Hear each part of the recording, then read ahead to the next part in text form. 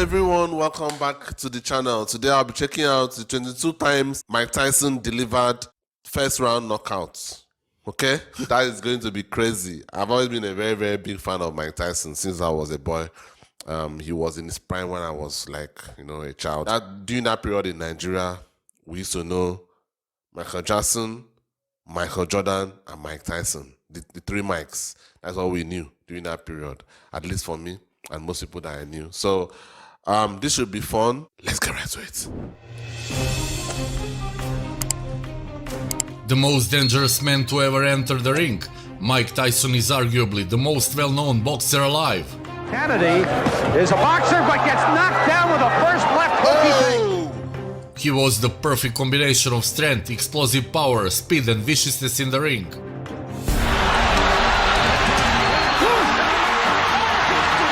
When he was on his way up the ladder, Tyson registered a series of devastating knockouts that made him one of the most dominant fighters of his time. That's the biggest problem. Oh! Right hand! Down goes Larry Holmes! At just 20 years old, Iron Mike became the youngest boxer to win the heavyweight title and went on to win a total of 50 fights in his career, 44 of which were straight knockouts. My mission is to go and destroy and not to let anything get involved. Boxing Extra take a look at Mike Tyson 22 first round knockouts.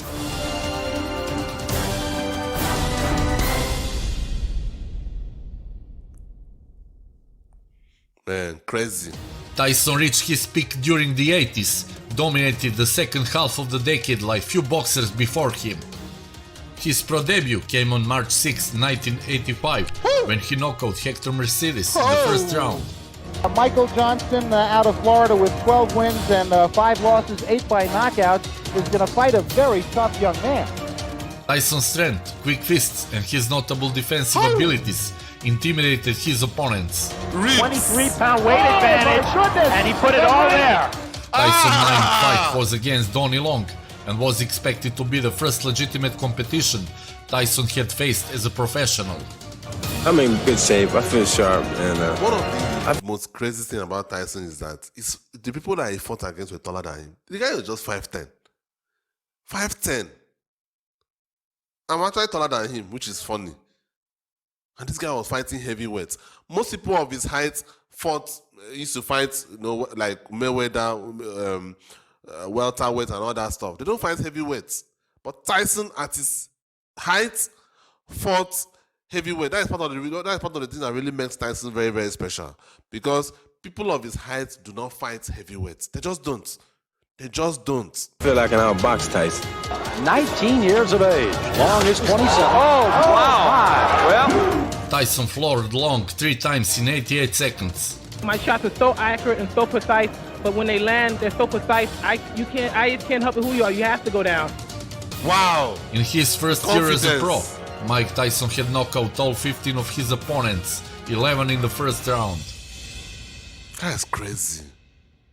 What is he? Heading into 1986 with a heavy heart, Tyson was a bright prospect in the heavyweight division and was looking to build on his success in the previous year. The marvelous problem is that it's very difficult with a kid who throws hydrogen bombs to get him experience.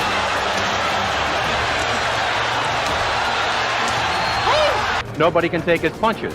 So until we can get someone who can go 5, 6, 7 rounds, it's going to continue to be a problem.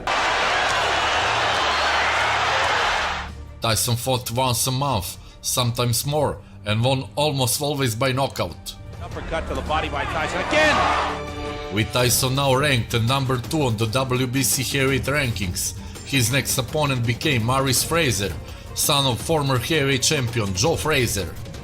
uppercut, and Marvis is hurt. Tyson landed several blows before Fraser fell to the canvas, slumped against the ropes. Woo!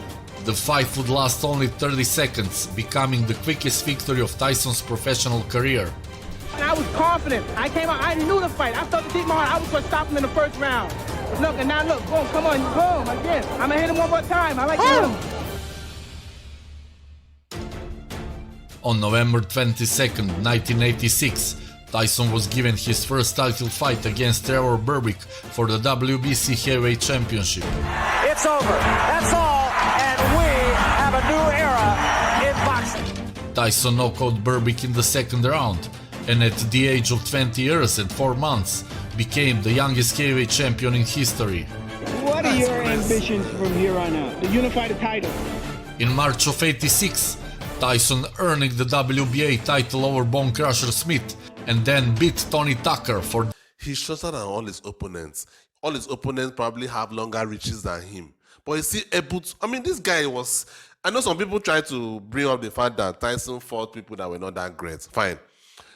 I wish he was able to fight all these Lennox Lewis, Evander Holyfield, all these guys. I wish he was able to fight them before he started having his legal troubles. I really wish so. But unfortunately, that happened after he had his legal troubles. That's just the truth. I mean, some people may... I'm not talking about prison here. I'm talking about legal troubles. And I can't imagine going through some legal troubles and I have to come into a ring with some guy to fight him. I mean, it makes no sense. So, unfortunately, we never got to see Tyson fight these guys that were probably, better than all his opponents during this period before he had these legal troubles. I really wish that was the case. I really wish so. But that doesn't happen. So we all have to live with this and live with the fact that when Tyson was in his real prime, where he didn't have legal troubles, he was unstoppable. He can have all the skill that you want to have. All he needs is one blow on you. And I wonder what is in his hands. Does he have like vibranium or adamantium, that stuff that is in Wolverine's hand? I don't get it. Like, what made his punches so great? I don't know. Sometimes I just sit down and think of all these things. Is it just like, sometimes people talk about the it factor. You have people on YouTube, that are not really that entertaining.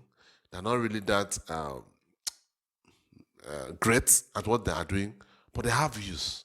They have the it factor. They just have it. People just like looking at them. People just like watching them. It's just what it is. That's just life. It's almost like when you see in acting in Hollywood, you see the likes of Daniel Day-Lewis, probably the greatest actor of all time. But his movies don't sell like that. Outside of the Lincoln movie that he portrayed Abraham Lincoln, he hasn't really acted in movies that have grossed over 150 million, 200 million like that. But you have the likes of DiCaprio or Will Smith, who are clearly inferior actors to Daniel Day-Lewis, but they sell all the time. There was a time that before this Red Table Talk thing that happened with Will Smith and his wife, Will Smith was a guy that, if you ask a movie, you are sure of 100 million. Like, literally. You could literally put Will Smith and me in the movie, and he gets 100 million. That was it. So these guys just had the East Factor, the Will Smiths, the DiCaprio. So I guess Mike Tyson also had this East Factor, where his hands were just stronger than most people's hands, most human beings' hands, for some reason. I really do not understand it. It's just a punch. I know, and when I say it's just a punch, I'm not comparing his punch with normal human beings like me. I mean, I'm comparing with other boxers. Why wearing other boxers, other professional boxers, why didn't they have this kind of power in their hands? But Mike Tyson did. Just drop the punch. That's all. That's all he needed. Just drop you a punch on you, and you were done. IBF belt. And undisputed heavyweight champion of the world. In 1988, boxing fans were spoiled with a fight built once and for all between champions Mike Tyson and Michael Spinks. Now we'll see who's the champion and who's the chump. Spinks had defeated the old king Larry Holmes twice, and then he was stripped of the crown by the IBF for refusing to fight their mandatory challenger, Tony Tucker. June 27th will be a very sad day for anybody. It's a must that someone's must go, mine or his. Both men were undefeated and each had a claim to being the legitimate heavyweight champion. It was at the time the richest fight in boxing history, grossing some $70 million, of which Tyson earned 20 and Spinks 13.5 million. The fight ended after 91 seconds when Tyson knocked Spinks out in the first round. And he's down again and in serious trouble. He's not going to make it. It's all over. When I came in the ring and I looked at him, I was seeing his face and I saw the fear and I knew it was going to be a first-round knockout. During this period, Tyson's problems outside the ring were also starting to emerge. In late 1988, Tyson partied with manager Bill Caton and fired longtime trainer Kevin Rooney. The day Tyson fired Kevin Rooney, there was a cap put on Mike Tyson's development as a fighter. He did not develop any more beyond that date. In 1989, Tyson had only 2 fights amid personal turmoil. He faced the British boxer Frank Bruno in February. Richard Steele has moved in and has stopped the fight. Tyson's 6th defense as undisputed king was against a talented boxer named Carl Williams. Well, he fought me when I was 14, 15 years old, and he couldn't kill me then. And now I'm 5 times, 10 times the fighter now. Prior to his fight with Tyson, Williams had won his previous 5 fights, including a victory over former champion Trevor Berbick, which got him back into contention. I mean, look at this, 6'4", 5'10".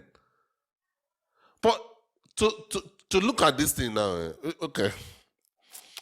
The reason why Tyson was able to fight heavyweight was because of the fact that, look at this, 220 pounds. This guy is 218 and this guy is 6'4". This guy is 6'4", 218, while Tyson is 5'10", 220.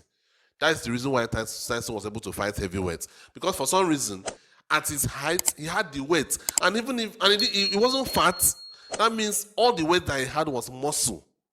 For some reason. Like, Tyson was a very weird human being, to be honest with you. Was a very, very weird human being. Tyson was a very weird human being. How can someone that is 5'10", 220 be 220, while someone is 6'4", 218? Makes no sense.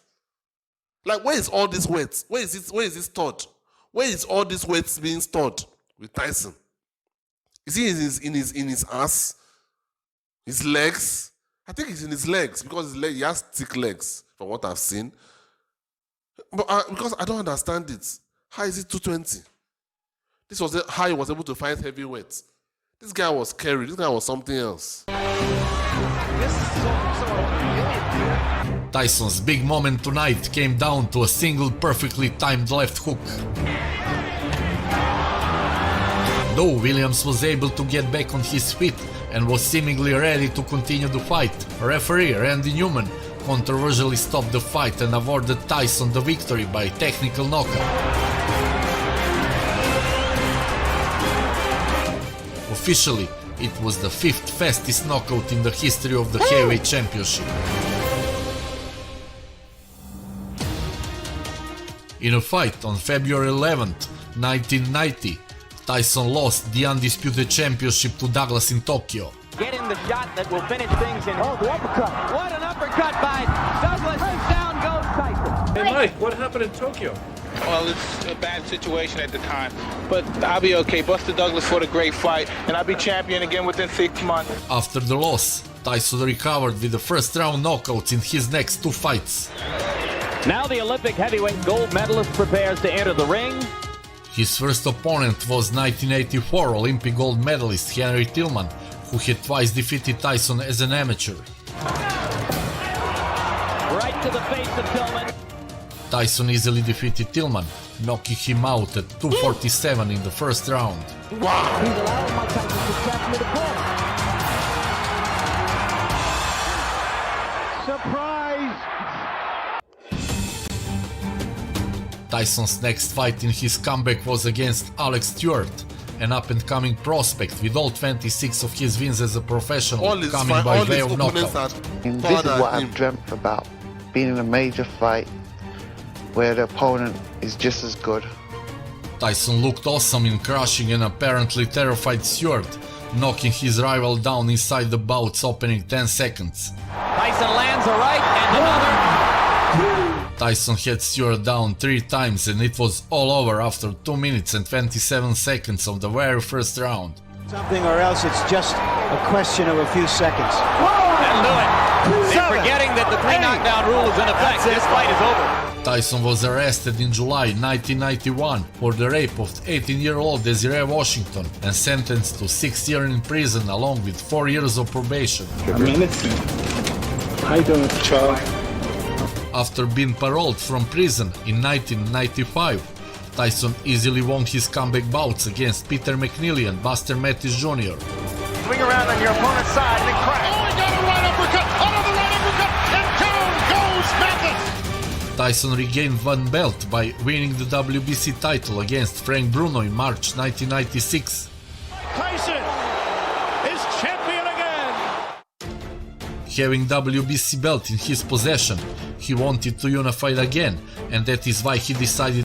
At this point, I don't really count Tyson anymore because I don't really know what really happened in that situation, but in terms of the R word, but after this point, I don't really think Tyson was the same Tyson, because whether he did it or not, anytime that you go to prison like that, your life has changed. That's just it. I've never been to prison, but I can't imagine being to prison and being the same. There's no way. I just can't imagine it.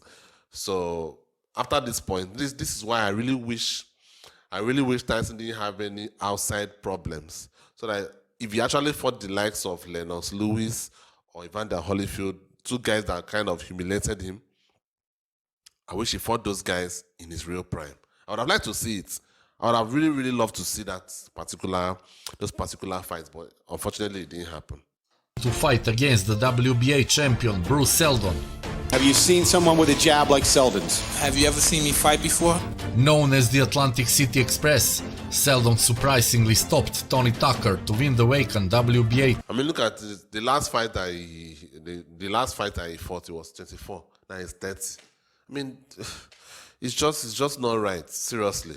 Now, I'm not trying to say that he was innocent or anything. That's not what I'm saying. But I'm just saying it's not the same thing. He's not the same guy that was dominating people when he first came on the scene.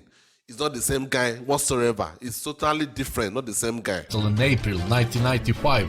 I'm not afraid of you. I'm taller than you. I'm faster than you. And I have a good left jab and I have great athleticism. Tyson easily defeated Seldon by first-round knockout in one of the shortest heavyweight championship fights in boxing history, lasting just 149. You can't buy one or learn one. Forget it. He's wobbly. You can always over. And that's it. It's over in the first round. Tyson faced Evander Holyfield on November 9, 1996 and lost by TKO in 11 rounds. Throughout his tenuous career, Tyson was a knockout machine. Mike's only got one speed. It's fast forward. Within seconds, down goes Savary. His sheer aggression and tenacity proved too strong for most other fighters. Despite all his inconsistencies outside the ring, Tyson is still one of the greatest and most influential fighters of all time. It's really sad. It's really, really sad that we never got to see Tyson fight these guys the guys that humiliated him in his career. You know, the Evander Holyfield, the Lennox Lewis, people like that. And those guys were great. I'm not trying to say that Tyson would have destroyed them, but it would have really been fun to see Tyson against those guys. It would have really been very, very fun. I can't imagine what it would have been. That would have been boxing royalty. Would have been boxing royalty for us to see that, because I don't think Tyson would have been able to knock out those guys in the first round. None of those guys, I don't think would have been able to knock any of those guys out in the first round. But I don't think he would have lost. I just don't think so. Tyson just had something. He had something that he can't explain it. He just can't. How is this guy 5'10", fighting guys that are 6'2", 6'3", 6'4", 6'5", fighting this guy, and he's 5'10", fighting at heavyweight. People of his height, like Mayweather or all these other guys, fight welterweight. They don't fight heavyweight. They fight welterweight, middleweight. They fight all these other lower weights. They don't fight heavyweight. This guy was 5'10", fighting heavy. Look at the heavyweights now. Tyson Fury, Deontay Wilder. Tyson Fury is almost 6'10".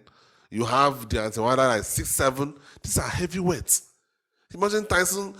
Lennox Lewis was 6'5". But the only thing I think was 6'3", 6'4".